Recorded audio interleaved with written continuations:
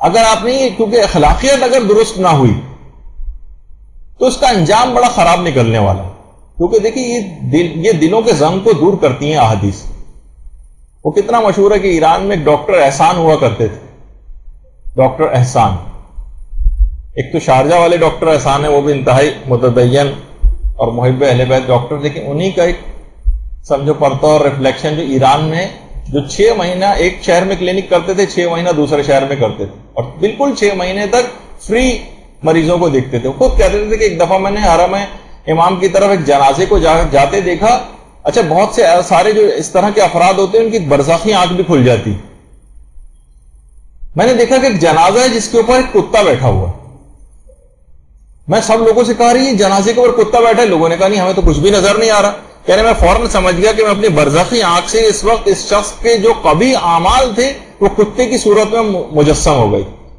وہ جنازے کے اوپر وہ کتا بیٹھا ہوا تھا. وہ کہہ رہے ہیں کہ میں بڑا دہشت زدہ ہوا اسے دیکھ کے.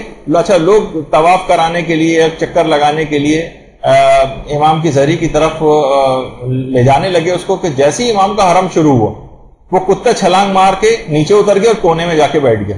میں وہیں اس کو دیکھتا رہا تھوڑی دیر. اس کے بعد جب وہ لوگ چکر کاٹ کر میت کو دوبارہ لے کر آئے تو وہ کتا چھلانگ لگا کے پھر جنازے کے اوپر بیٹھ گیا، یہاں تک کہ اسے قبر کے کنارے جا کر رکھا. اور اس کے بعد پھر جب دفن کرنے لگے اور مٹی ڈالنے لگے تو قبر میں اس کتے نے چھلانگ لگائی، اندر گیا اور اس کے بعد مٹی ڈال کے بند کر دیا. سمجھ گیا کہ یہ اس کے اخلاق رذیلہ تھے جو کہ کتے کی صورت میں مجسم ہو گئی. اب وہ ہوگا اور قیامت تک کا زمانہ ہوگا، اس کے ساتھ کیا وہ عذاب دے گا. تو اپنی اخلاقیات کو درست کرنا بہت ضروری.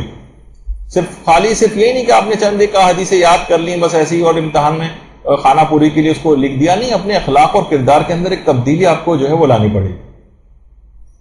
اور تو یہ ایک پیغام بھی تھا سلسلۃ الذہب کی حدیث کا، کہ صرف ضروری نہیں کہ صرف یہ حدیث تو چلے قبر میں 7 کفن کے اوپر تحریر کروا کر 7 میں دفن کرنے کے لحاظ سے ایک حکم تھا، لیکن جو اور احادیث ہیں ان کو بھی تو زندگی میں اور رائج کریں اور اپنے گھروں میں لکھ کر لگائیں. یہ ایک پیغام تھا اس کا.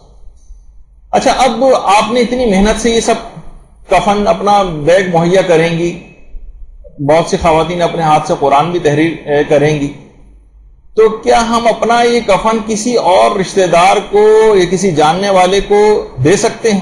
بہت سے لوگ کہتے ہیں کہ بھائی اتنی محنت سے ہم نے کفن تیار کیا، ہم کسی دوسرے کو کیوں دیں؟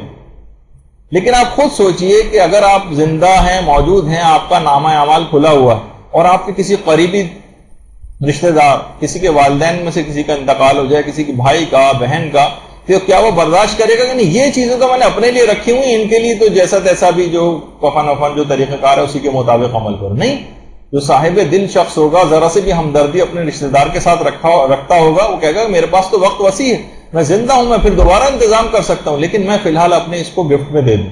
جیسے کہ اکثر افراد کا سننے میں آئے، وہ کہتے ہیں کہ نہیں اپنے جو چیزیں مہیا کی ہیں وہ کسی اور کو نہ دیں. تو یا پھر آپ یہ کریں کہ ٹھیک ہے، پھر اگر آپ وہ نہیں دینا چاہتے تو آپ ایسا کریں، مشورہ ہے کہ کئی کفن بیگ، 3 4 5 کفن بیگ اپنے تیار رکھیں، جہاں کسی قریبی عزیز کا انتقال ہو آپ اس میں سے جو آپ نے جو اپنا جیسا تیار کیا ویسا ان کا بھی تیار کریں. تو آپ دیکھیں گے کہ جب وہ اس کا فائدہ کیا ہوگا، جب وہ پہنچے گا آخرت میں تو عالم آخرت میں وہ جو آپ کے لیے دعا کرے گا جا کے، اس سے آپ کا بھی بیڑا پار ہو جائے گا.